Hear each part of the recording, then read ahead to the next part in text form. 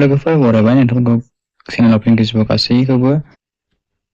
दा जोंहा आरआरबि इन्डियान रेलवेनिफ्राय गोदान साख्रिनि भेकेन्सि ओंखारना फैबाय जोंहा दा बेवहाय गोबां साख्रिनि भेकेन्सि दङ दा 6000 प्लास जोंहा दङ लोगोफोर बेवहाय जों दा बारा गोबाव खालामा जोङो अफिसियेल नटिसखौहाय नायगोन गिबियावनो दा बेवहाय जोंहा मोननै पस्टनि दं दायो लोगोफोर दा बेवहाय जोंहा मा पस्ट दं होनोबा टेकनिशियान लाइननि जोब ओमफ्राय ग्रेड 1 आव मोनसे ओमफ्राय ग्रेड 3 आव मोनसे जोंहा मोननै पस्टआवहाय ओंखारदों दा जोङो जायखिजाया मोनसे नटिसखौ नायबानो नोंथांमोना गासैखौबो बेयावनो ए टु जेड एड्रेसखौ मोनजोबगोन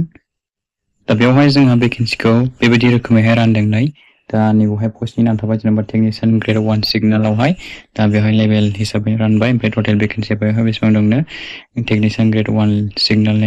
सिगनेलावहाय 183 बेबायदि भेकेन्सि दं जाहैबाय ओमफ्राय टेकनिशियान ग्रेड 3 ट्रेक मेसिन बेबायदिनो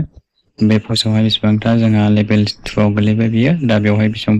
भेकेन्सि दं जाहैबाय 28 जन भेकेन्सि दं जाहैबाय दा बेबायदिनो पस्ट बाय पस्ट बेवहाय भेकेन्सिफोरखौ आरो लेभेल 1 लेभेल 2 बेबायदि रानलांबाय थादों दा नोंथांमोना बेखौ नायनानै लाबानो जाबाय दा जोंहा थाङै थुङै टटेल भेकेन्सिया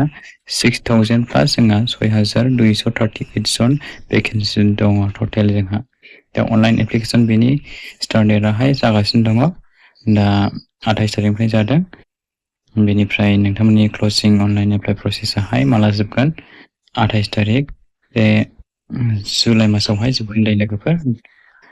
मास मोनसे प्रमान दंबावो दा नोंथांमोना एप्लाइ खालामनानै लाबानो जाबाय आरो आं माखासे एडुकेसन क्वालिफिकेसन क्राइटेरिया एलिजिबिलिटिखौहाय आं खिन्थाहरनो सानखादों दा जोंहा बेवहाय टेकनिशियान ग्रेड 1 सिगनेलावहाय बे लेभेल 5 आव गोलैगोन दै बिदि जब्सआवहाय ओमफ्राय ग्रेड 5 नायखौ 9200 पर मान्थखौनो जागायजेनगोन फार्स्ट टाइम ओमफ्राय बेवहाय 18 इयार्सनिफ्राय 33 इयार्ससिम दा इयार्स लिमिट नायनानै लाबानो जाबाय ओमफ्राय टटेल भेकेन्सिया बेवहाय बेसेबां दंनो 183 टा भेकेन्सि दं टेकनिशियान ग्रेड 1 सिगनेलावहाय ओमफ्राय टेकनिशियान ग्रेड 3 सिगनेलावहाय लेभेल 4 आवहाय बे गोलैगोन स्केलाहाय 19900 स्टार्टिं जागायगोन पर मान्थ ओमफ्राय 18 इयार्सनिफ्राय 30 इयार्ससिम ओमफ्राय बेवहाय 6055 जन भेकेन्सि दं टटेल मोननैजों 6238 टा भेकेन्सि जोंहा ओंखारना फैदों इन्डियान रेलवेनिफ्राय दा बेवहाय मेडिकेल फिटनेस टेस्ट लागोन नो बिथांमोनाहाय दा मेडिकेल फिटनेस टेस्टआहाय फिजिकेलि फिटनेस लागोन नो बेवहाय डिस्टेन्स भिजन आइखौहाय 6/6 6/9 बेबायदि लागोन होनना बुंदों बिथांमोनाहाय दा बेवहाय माखासे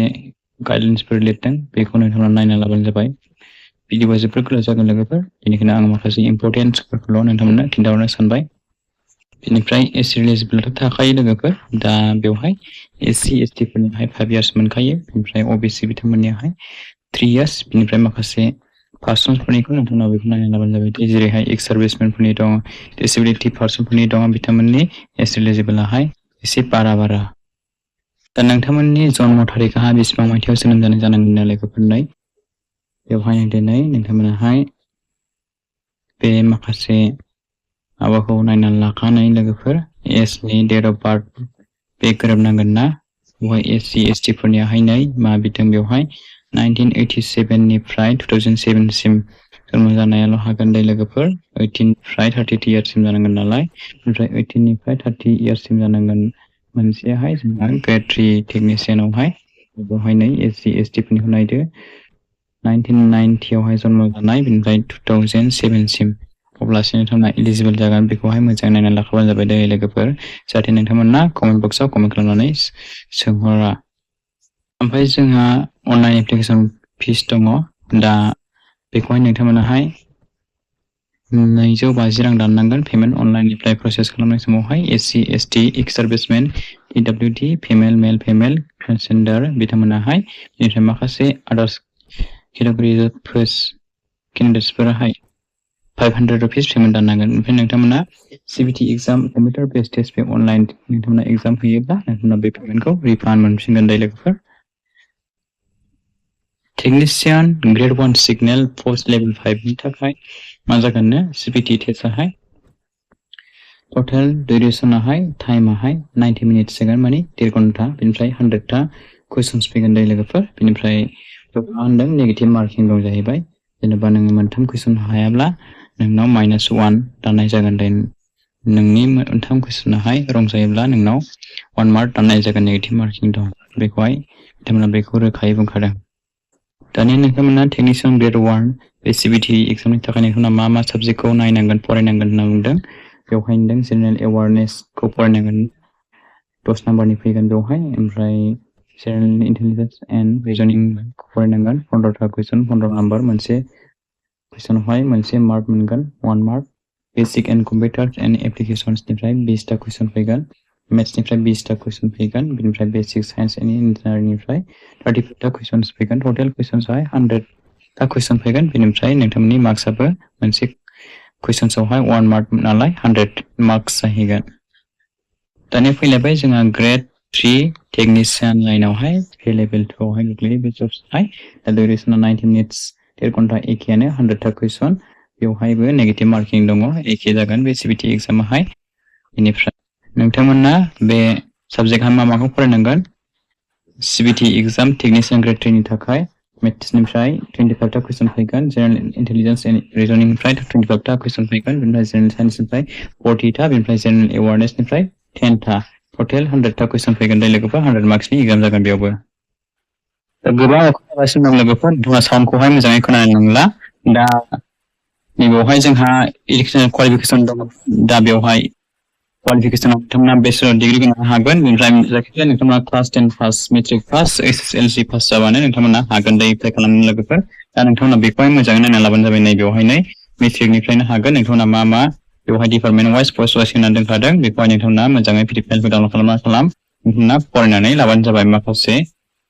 इन्सट्राक्सनफोरखौहाय बबे पस्टआवहाय नोंथांमोना इलिजिबल जागोन बेनिफ्राय नोंथांमोननि आरआरबि बेखौहाय पस्टखौहाय जन वाइज राननो मोनदों लोगोफोर नैबेवहाय 41 पेज नाम्बाराव बेखौबो नोंथांमोना नायना लाबानो जाबाय बबे स्टेटआवहाय नोंथांमोनाहाय बेसेबां भेकेन्सि दं बेखौ नोंथांमोना नायना लादों लोगोफोर बेवहाय स्टेटखौ होदों ओमफ्राय भेकेन्सिफोरखौहाय बेवहाय बोखावना होबाय आरोखि पार्ट दा बेवहाय नोंथांमोना बेखौ नायना लाबानो जाबाय अब्लानो बुजिखागोन स' लोगोफोर बिदिब्ला नोंथांमोना बिदिखौ गासै लोगोफोरनि शेयार खालामना होलायदो जाहाथे बयबो मिन्थियो दा जोंहा अनलाइन एप्लाइ प्रसेस जागासिनो दं लोगोफोर जायफ्राहाय नोंथांमोना एलिजिबिलिटि क्राइटेरिया गोरोबो जाय पस्टआवहाय मेट्रिक पासनिफ्रायनो एप्लाइ खालामनो हागोन नोंथांमोनाहाय जायफ्रा नोंथांमोना जब्स लानो इन्टारेस्टेड नोंथांमोना आरआरबि इन्डियान रेलवेयावहाय मावनो गोसो नोंथांमोना एप्लाइ खालाम आरो मोजां नोंथांमोना एग्जामखौ लिरनानै पास खालामनानै नोंथांमोना एलिजिबल जागोन जब्सखौ मावनो थाखाय स' लोगोफोर अल दा बेस्ट थाबाय गासैनिसिमबो आसा खालामबाय नोंथांमोना गासैबो जायफ्रा इन्टारेस्टेड एप्लाइ खालामगोन आरो लोगोफोरनो बे भिडिअखौ गासैनोबो शेयार खालामना होलायगोन आरो जोबथारनायाव आंनि मोनसे खावलायनाय नोंथांमोननिसिम नोंथांमोना सोरबाफोर चेनेलाव गोदानै फैदोंब्ला आरो दासिमबो चेनेलखौ साबस्क्राइब खालामनानै लाजोबलायाखैब्ला नोंथांमोना चेनेलखौबो साबस्क्राइब खालामनानै गालांबानो जाबाय जाहाथे नोंथांमोना बे चेनेलजोंहाय गोदान गोदान भिडिअ आपडेट्स नोंथांमोना मोनलांबाय थानो हायो फिउचारावबो नोंथांमोना चेनेलखौ एसे लासै लासैब्लाबो ग्र' खालामलांबाय थानो नाजालांबाय जाबाय लोगोफोर नोंथांमोननि सापर्ट मोनब्लासो जोंबो थुलुंगा मोनो बेनि थाखाय नोंथांमोना सापर्ट खालामजाबाय हाजासे जेसे हायो एसेनो बिदिब्ला लोगोफोर नेक्स्ट भिडिअआव गोदान भिडिअजों लोगोसे फिन खेबसेबाव लोगो मोनगोन thank you for watching see you again bye bye and take care